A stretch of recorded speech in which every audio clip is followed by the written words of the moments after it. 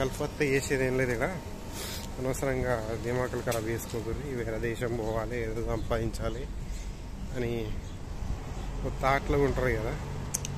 వేరేటోని చూసి లైక్ కొందరు సెటిల్ అయ్యి మంచి సంపాదించేటోళ్ళు ఉంటారు. వాళ్ళని చూసి మనం కూడా అవి మంచిగా ఫుల్ సంపాదించుకోవాలి.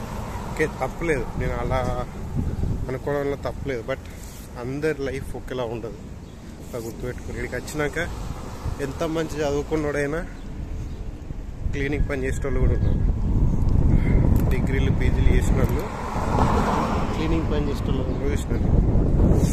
అంటే ఇక్కడ మనకు ఏ జాబ్ అనేది దొరకచ్చు, దొరకకపోవచ్చు. గ్యారంటీగా నీకు అదే కావాలి అంటే అసలు ఎంత తలకి వాళ్ళు కొట్టుకున్నది దొరకదు. కొందరికి 100కి చాలా రేర్. కొందరు లక్ బాగుండి నిజంగా డిపెండ్ చెప్తున్నా, వాడేదో కష్టపడుతున్నా చేస్తున్నా వచ్చినా కదా అందుకన్నా లక్ మీద బేస్ అయి కూడా ఉంటాయి. ఏం తెలియనివానికి, ఏ నాలెడ్జ్ లేనివానికి కూడా ₹1,00,000 సాలరీ ఉండే 5 గంటల డ్యూటీ ఉన్న వాళ్ళకి కూడా ఉంటారు. అది కొందరు లక్ మీద డిపెండ్ అయి ఉంటుంది. ఒక్కొక్క డిగ్రీలు, పీజీలు, ఎంసీఏలు, ఎంబీఏ చేసిన వాళ్ళు కూడా 20,000కు 25,000కు చేసిన వాళ్ళు కూడా ఉన్నారు.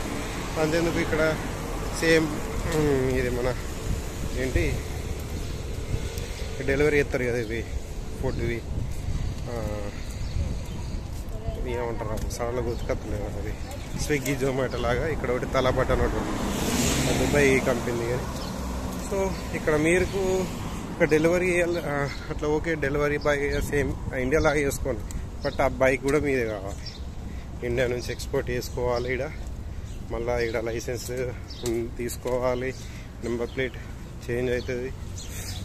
సో అవన్నీ ఉంటాయి ఇక్కడ. ఏంటంటే ఒకప్పుడు ఒక్కొక్క ఆర్డర్కి ఒక్కొక్కరు ఎట్లుండేదంటే, ఒక ఆర్డర్లో అనుకోతే అట్లీస్ట్ ఒక్కొక్క ఆర్డర్కి కొంచెం బెనిఫిట్ అని వచ్చేది. ఇప్పుడు ఒకే ఏరియాలో వానికి 3 ఆర్డర్లు వచ్చినా కూడా వానికి ఒకటే పేమెంట్ వస్తుంది. సో కొన్ని అట్లుంటాయి.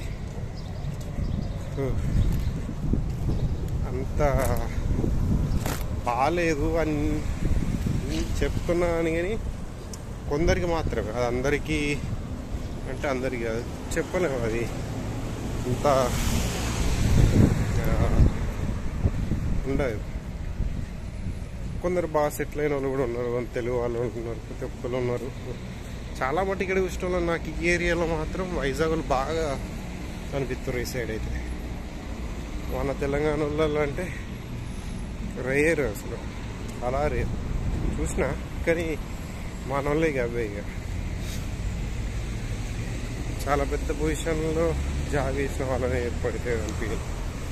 డిగ్రేడ్ చేస్తున్నా అనుకోకూడదు, మళ్ళా ఉన్నది చెప్తున్నా. మళ్ళా వాళ్ళని హై చేసి మనల్ని డిగ్రేడ్ చేసుకున్నా మాట్లాడుతున్నాం అనుకున్నాను. ఎవరిని డిగ్రేడ్ చేసి మాట్లాడుతున్నాను. ఇక్కడ నేను చూసింది చెప్తున్నా అంతే. దానికి మళ్ళీ వాళ్ళు అట్లున్నారా, మనం లేని వాళ్ళమా, అది ఉన్న హై పొజిషన్ మన లో పొజిషన్ అనుకుంటా మళ్ళీ తక్కువ కామెంట్లు చేయకండి. ఓకే.